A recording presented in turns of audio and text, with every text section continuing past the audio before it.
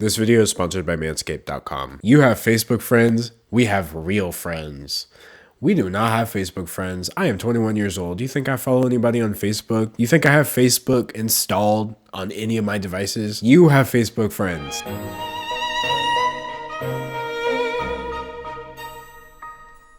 Hi, welcome back to me talking about whatever I want. Today, I want to talk about this article I found because, oh no, oh my, it's a lot. You know, don't think of it so much as an article reading. Think of it as a bedtime story, right? I'll do my best to read it as calmly as possible. And after I'm done, you're definitely going to wish you were asleep. Okay, boomer, really? Here's what needs to be said to the younger generations. So right off the bat from this title, you can tell this is going to be a ride, right? I bet you just can't wait to get into this. But first, of course, I'd like to do a comment shout out for my last video. Yesterday's comment shout out goes out to ST Scoot, who says, I can't find your social blade. Guess this channel isn't real and we've just been put into an experiment led by D'Angelo to see how long it would take for us to realize. You know, the thing about this comment is, I already told you this a long time ago. This is so unreal. Like, we are actually getting a video every day.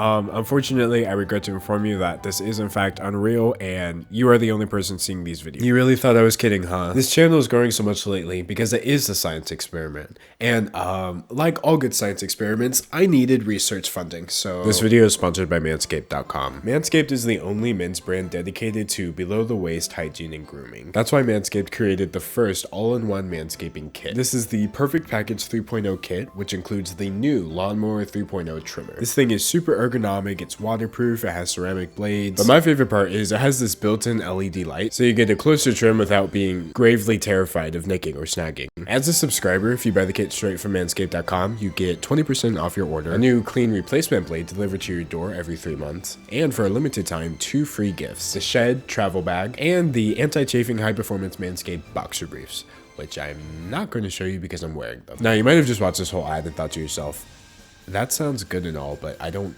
even worry about it. The Perfect Package 3.0 kit makes a perfect gift for your man because trust me, he needs it. Anyway, just click the link in the description and at least check out the stuff on Manscaped's website, see what they have. That really helps me out because YouTube doesn't. Again, get 20% off your order and free shipping when you use code D'Angelo at manscaped.com. Oh, that was pretty nice, wasn't it? All right, so before I jump into this article, I just want to acknowledge that I'm 21 years old, right? And I can see in my analytics that over half of my audience is in that 18 to 24 age range. But I can also see that there's some older people watching me. So to those older people, I just want to say, don't worry. I would never do you the disservice of lumping you in with the guy who wrote this article. I know he doesn't speak for all older people. And trust me, after you read this article, you're going to be glad that he doesn't. So Michael Levin, I don't know much about him other than that he looks like this. And he has a book called I Could Be Wrong, But Probably Not, which honestly tells me everything I need to know about him. So I guess he's like a humor columnist, so a lot of this article is supposed to be sarcastic or I guess satirical, but there's some very real themes running through this article which I think should be addressed by somebody of the younger generation, as he puts it. Over the ages, generations have competed, criticized, and looked condescendingly down on each other. Most of us know for certain that our own generation is just right. These older and clueless skeezers are hopelessly out of it. Those younger are lazy, pampered, spoiled brats who don't appreciate the hardships we endured when we were their age.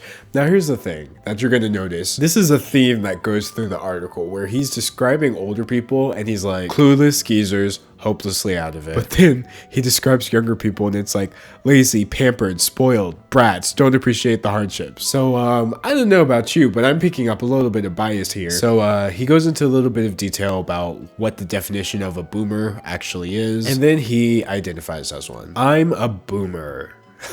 That's a heck of a way to start a paragraph. Later generations look at us as a bunch of smug, self-satisfied types who rode rising stock and real estate markets to financial paradise and then yanked up the ladder so that younger people drowning in college debt were totally shut out of the American dream. Okay, but like which later generations look at you like that? Because I know I don't. Financial paradise? Even when this guy is like jokingly talking himself down, he's seriously talking himself up. And also to imply that anybody is totally shut out of the American dream, a little iffy. Boomers, repaying the compliment, tend to view those who followed us as a self-absorbed, handcrafted mocha latte sipping, technology obsessed, phone staring, ridiculously tattooed, backwards baseball cap wearing layabouts, whose greatest desire is to spend the rest of their lives smoking medicinal marijuana in their parents' basements. Oh, hold on a second. Here it is again. So the older people are smug, self-satisfied, but then all the rest of it is just accomplishment. They rode rising stock in real estate markets and achieved the American dream in financial paradise. But then he describes younger people and it's just all bad, right? Like we have crappy tattoos, terrible drinks, we live in our parents' basement. We're all high, apparently. That's a generational thing. As everyone knows, nobody over the age of 24 has ever even heard of weed. Backwards baseball cap wearing. In what year though? Because that's not something that I really see going on today. But you know, this is how they see us, right? No matter what I do in life, I'm always just gonna be a backwards baseball cap wearing kid to Michael Levin. Both you and me are gonna have to deal with that as a layabout with crappy tattoos. And then he says, and of course, we're all right. So again, he's acknowledging at the very least that some of this is ironic, right? Of course, not all young people are a certain way. Of course, not all old people are living the American dream. I know my family isn't. They've never been rich. And you know, if this was all the article was, I wouldn't have much to say about it because I can tell he's memeing, right? I mean, he's definitely idealizing older people and talking a whole lot of trash about younger people, but it's memes, right? I can appreciate a good meme. That's why I can't appreciate this because it's not good. But this is where the article starts to fall apart. I never cared one way or the other about all this intergenerational sniping until now. Some young whippersnapper had the clever idea to turn the OK Google command into the snide hashtag OK Boomer, as if to say to folks like me, sit down and shut up, old man. Your time has passed. This got me madder than Joe Biden being asked about his son Hunter's Oh, okay, it's too much politics for me. So, first of all, the OK Boomer meme died like a really long time ago. So I'm not sure why this is cropping up in a Fox News article from, I think, last week. Secondly, OK Boomer did not come from OK Google. That's not where the meme came from at all. And, you know, a simple Google search would lead you to the origin, but maybe I know too much, right? Maybe that's just me being a technology obsessed, phone staring, backwards baseball cap boy, right? So he seems to be very confused about a meme and also talking about an old meme as if it's relevant. And both of those are behaviors which I hate to have to be the one to point it out, but that's boomer behavior, my guy. But you know what? This man was nice enough to write up a whole article for us, so I'm going to give him the benefit of the doubt. The OK Boomer hashtag even made it to the hallowed halls of the US Supreme Court. Chief Justice John Roberts, a dyed-in-the-wool boomer if ever there was one, asked recently whether using the phrase OK Boomer in the workplace was not just patronizing, but was evidence of age discrimination. I actually agree with him here. So yeah, I wouldn't use OK Boomer in the workplace because obviously that's a professional environment and I would expect people to treat me with the same level of respect that I'm treating them with. However, the internet is not a workplace, okay? People are gonna say stuff. Are people saying this in a workplace context? We boomers have put up with a lot of malarkey from self-congratulatory Gen Z types as they remake the world into something impersonal, intolerant, unrecognizable, and all but unlivable, with their heads buried in their smartphones and their misguided conviction that there's an app for everything that matters. Now hold on a second. Did he just say that we're making the world intolerant? Because by his own definition as a boomer, he was born sometime before 1964. While this man was alive, it was legal to discriminate against people in the United States based off of their race, color, religion, sex, or national origin. So, but no, it was me, right? It was us. It was the baseball cap kids who made the world intolerant. So keep that in mind. But thankfully, even though, you know, we ruined the world by embracing equal rights for everyone, Mr. Michael Levin forgives us. He says, we tolerate their naivete because we were young ones too. But we can't even get through to them because their earbuds are cemented to their ears and they're spending every waking moment staring narcissist-like at their social media feeds. First of all, we don't have earbuds cemented to our ears, okay? We have AirPods cemented to our ears. I'll let you call me a baseball cap boy, but I'll never let you call me poor. As for this idea that we spend every moment staring narcissist-like at our social media feeds. Now, do you think that my social media feed is just me? Like, is it just a reflection of myself? I could see how that would be a little concerning. But seeing as my social media feed is generally filled with other people, not sure how this makes me narcissistic. I'm mad as hell at the younger generations. If you're part of this group, I want to tell you why you've screwed up a perfectly great world and just what you need to do next. Now, I know that part is hopefully ironic because there's no way he thought the world was perfectly great back when someone like me wouldn't even be allowed to have a YouTube channel. But then he starts launching into a tirade of why exactly he's better than you, better than me, better than everybody who's not a boomer. So listen up to why you've ruined the world and exactly what you need to do to fix it. You spend your days staring into screens. By contrast, we make eye contact and therefore have empathy and real connection with other human beings. I mean, I have a family. This whole channel may be a science experiment, but I was like still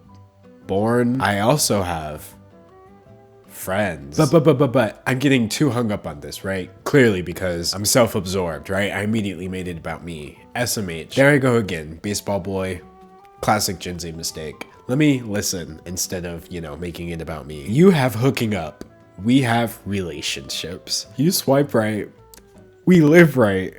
Hold up. There's no more relationships? Also, is he trying to act like nobody ever had a hookup before Tinder existed?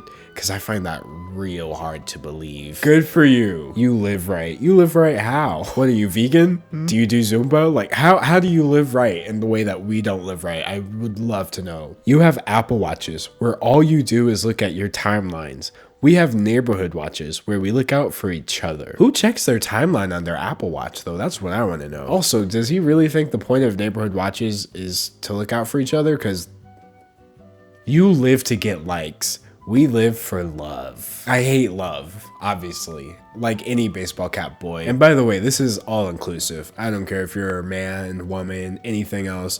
You are a baseball cap boy today. We are all backwards baseball cap boys. Who hate love and are incapable of relationships. We live for likes. It's ridiculous, but be sure to drop a like on this video though, because that really helps. You have influencers. We have thinkers. You have politicians. We had statesmen. I am somewhat of an influencer. Use code D'Angelo when you check out at manscaped.com, that sort of thing. But I am a thinker, Now I'm starting to feel a little, dare I say, offended. You have politicians. We had statesmen. No, you had politicians as well. We still have politicians. Show me a politician who is 21 years old right now. Show me a Gen Z politician. I know that they exist, but you have to realize that most politicians are, by your own definition, boomers. We win awards for accomplishments. You expect participation ribbons just for showing up. What accomplishments though? Global warming? Nice. You accomplished that real good. You won an award for this economy that we're in right now? Because great job. Amazing moves. As for expecting participation ribbons just for showing up. First of all, showing up is hard, but no, it's more so that I expect a ribbon for the work that I put into things, and I would prefer to not have it written off as unimportant just because the person doing so is, 40 years older than me. You have Facebook friends. We have real friends. We do not have Facebook friends. I am 21 years old. Do you think I follow anybody on Facebook? You think I have Facebook installed on any of my devices? You have Facebook friends. I have real friends too. Some of them are on the internet. It's probably just like mind-boggling, right? That you could meet somebody via technology and still connect with them as a human person. We have tolerance. You have cancel culture. On college campuses, we had open discourse and free speech. Today, you have a McCarthyism of the left and trigger words because any idea you don't agree with sends you screaming for crayons and teddy bears. You have tolerance for who? In the world that you were born into, there is no tolerance for anybody other than the people that there were tolerance for. And as for cancel culture, I'm so sorry on behalf of all baseball cap babies that when people do bad things, people have the right to speak up and call them out for it. I'll work on that. I'll make sure that stops happening. As for trigger words, you know, that's a very baity way of putting this. I'm just gonna address the underlying issue here. As for this notion that any idea I don't agree with sends me screaming for crayons and teddy bears, for that, I raise you one. Any criticism of me I don't agree with is automatically cancel culture. When it comes to personal finance, we balance our checkbooks. You don't even know how much you spend at Starbucks. Hint, a lot. Hint, Starbucks is trash. I don't shop there. You have McJobs. We have careers.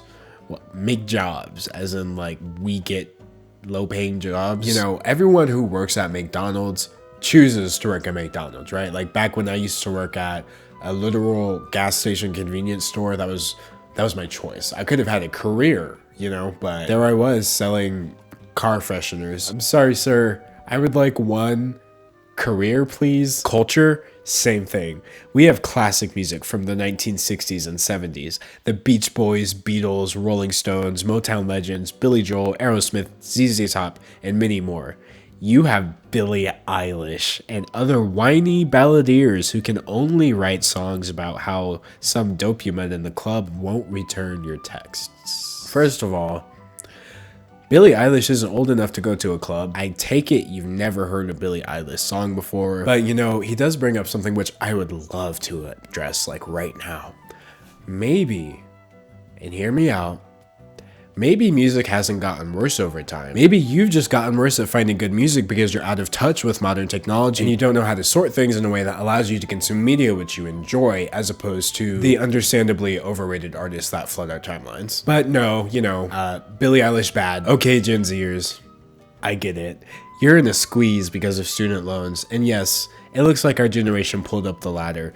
If you could just stop saying pulled up the ladder, I'd really appreciate it. It's like this notion that I need a ladder, or that you even have the capability to give me anything that I couldn't give myself. Let me just throw this out there. Nobody in this world, boomer or otherwise, has anything that I can't get for myself. And that's not just for me, that's for everybody watching this video. There's nobody in the world who has something that they need to hand me a ladder so I could reach it too. If you did that, I can do that too. So no, I don't really need any ladders from boomers or anyone, but you know, maybe I don't know I need the ladder, right? Maybe it's the ladder I never knew I needed. But that's just like you kids, to play the victim card. In truth, every generation has it hard, just in different ways. Yeah, well, you know what else we have in this generation? Emotional intelligence, that's a thing. And you know, generally, emotional intelligence would dictate that while it may be true that you have experienced equal, if not more drastic hardships than others, when they're explaining those hardships to you, maybe you don't make it about yourself. Maybe if someone's explaining a hardship to you and you're making it about yourself, you might be a little, dare I say, self-absorbed. That might even be narcissistic? No way. Is Michael Levin a baseball cap baby? My mind is being blown right now. I don't know about you. This is the best bedtime story ever. I haven't laughed like this since... Let's be honest, I'm not laughing. You actually have the benefit of disintermediation, a word that didn't exist when we were your age. Does it exist now? What kind of word is that? On Amazon, Etsy, Fiverr, Upwork, and other sites, you can sell your ideas, creations, books, and time to markets all over the planet without ever having to create a resume or get a job. This man just said, on Amazon, Etsy, Fiverr, Upwork, and other sites, you can turn your ideas into a job and then profit from them without ever having to create a resume or get a job. So make that one make sense. I guess what I'm doing right here is not a job. I've just been doing it every day because of disintermediation. See, I'm learning. I may be a baseball baby, but I can pick up a trick or two. By contrast, we had to prove ourselves to gatekeepers and bosses, working our way up slowly, instead of starting tech companies and becoming gazillionaires not long after hitting puberty. So you do realize that Bill Gates is a boomer, right? Yeah, Bill Gates is 64 years old. So if Bill Gates and his boomer self could start an enormous tech company. Oh, would you look at this? Jeff Bezos was born in 1964, making him barely a boomer, but still one nonetheless. It's almost like even if you are over a certain age, if you embrace new technology instead of outright rejecting it, then you can find out how to make it work for you instead of feeling like it separates you from other people who do know how to use it. But what would I know? I'm a baseball cap boy. I'm having too much fun with this baseball cap boy thing. Pro tip, as you young folks like to say, the next time you hold up. Pro tip? What young folks like to say that? And by the way, if we young folks like to say pro tip, then what was it a few minutes ago when you were like, hint? Is that not just a different word for the same thing? It's almost like people snarkily bringing up information has always been a thing, way since before Shakespeare. Anyway, pro tip, as you young folks like to say, the next time you see gray hair, think of it as a sign, meaning information center. We boomers didn't get where we are by hanging around coffee shops and staring at InstaChat and Snapface. Okay, obviously that's irony, but we earned everything we have, from our careers to our marriages, to our houses, to our 401ks. And if you can get over your own youthful arrogance and ask us, we might just tell you how we did it. Oh yes, great Michael Levin.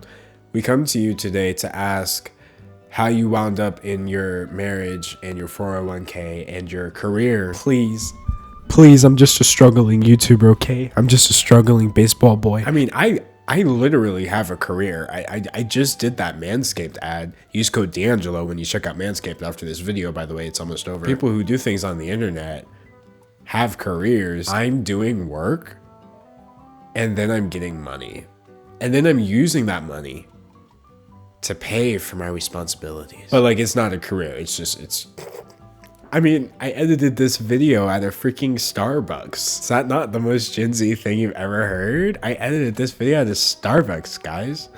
Where's my baseball cap? Anyway, I feel like I tore that article to shreds. Michael Levin, if you're watching this, you know, it's all in good fun, maybe. Though there were some very questionable ideas you had running through that article, so I hope, despite all of my sarcasm and my bad attitude, I was able to at least address some of them. But I mean, even if I did address it, even if I was right and he was wrong, I'm wearing a backwards baseball cap right now. You're gonna listen to a backwards baseball cap, baby? I didn't think so. So ultimately, who cares?